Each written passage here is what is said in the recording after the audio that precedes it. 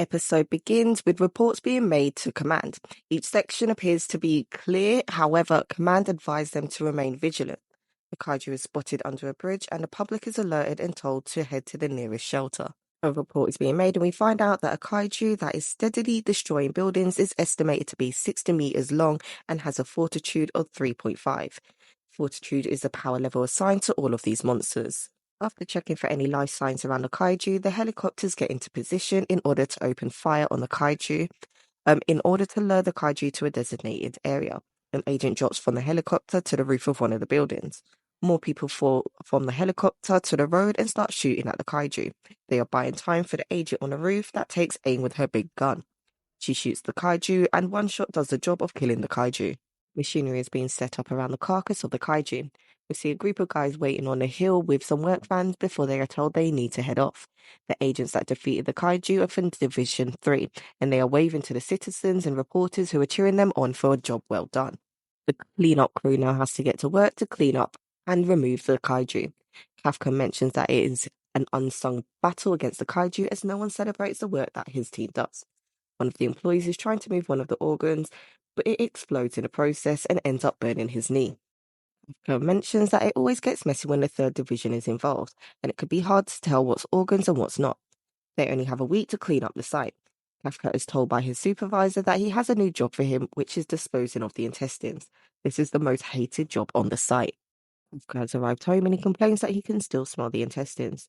He is watching a news report on the kaiju that was defeated by Division 3. The reporter mentions the division's leader, Mina Ishiro. She has defeated several hundred kaiju despite being only 27. Kafka has a flashback and we can see that he knew Mina from when they were younger. Kafka wonders to himself how he ended up the way he did. It's the next day and Kafka arrives at work. His boss calls him over and introduces him to the new part-timer. He hopes that they would get on as the part-timer has something in common with Kafka, which is wanting to join the defense force. Ichikawa does not seem to be impressed with Kafka as Kafka gave up on trying to become a defense force soldier. Kafka tells Ichikawa the reason that he gave up was because he had hit his limit and there were people out there that was better than him. Ishikawa tells Kafka that he would never give up. They are on site and both Kafka and Ishikawa are assigned to deal with the intestines. Kafka complains that he did it the day before but is told that he was good with intestine work. It's lunchtime and Ishikawa is struggling to eat. Dealing with the intestines has made him lose his appetite. Kafka tries to give Ishikawa nose plugs as it will help him on the second half of their shift.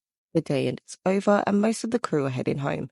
Kafka stays on site and is approached by Ishikawa who thanks Kafka for helping him through his first day at work. Before he heads out, he tells Kafka that the Defense Force is raising the age for applicants to 32. Just in case Kafka wants to try signing up again. Kafka thanks Ishikawa for letting him know. Out of nowhere, a Yoju appears behind Ishikawa, who's about to be eaten, but Kafka grabs him and jumps out of the way. The Yoju tries to grab Ishikawa, who throws himself out of the way. Kafka tells Ishikawa to run and call it in. Ishikawa hesitates, but eventually agrees to leave. Kafka draws the Yoju's attention and runs in the opposite direction. He runs through the streets and eventually runs through a building before jumping out of the window. Kafka has another flashback of when he was younger. Both his and Mina's house had gone in a kaiju attack. Both Kafka and Mina vow to join the defense force. They agree to find out who will be the coolest officer. The Yoju manages to find him on the other side of the building and Kafka tries to take him down with a pole. The Yoju hits Kafka and sends him flying. The Yoju slams its hand down and manages to break one of Kafka's legs in the process. The Yoju is about to eat Kafka but is stopped by Ishikawa who manages to stab him with the pole. Kafka is surprised to see Ishikawa. He tells Kafka that he did call it in and that if he had left Kafka to die then he would have never made it into the defense force. Kafka flashes back to when he failed to get in and laments about being powerless. Kafka tries to get up to try and assist Ishikawa, but a tiger arrives on the scene and distracts the Yoju. It is then quickly dispatched by Mina who had arrived at the scene.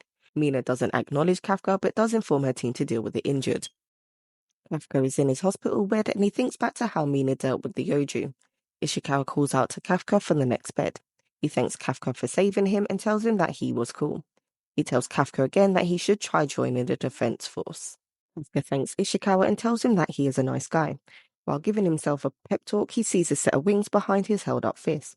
He moves his hand and sees a kaiju flying in front of him. The kaiju says that it has found him before launching itself into Kafka's surprised open mouth. Kafka is tossing and turning in the bed, and Ishikawa hears a commotion but can't see much through the curtain. He asks Kafka if his wounds are troubling him.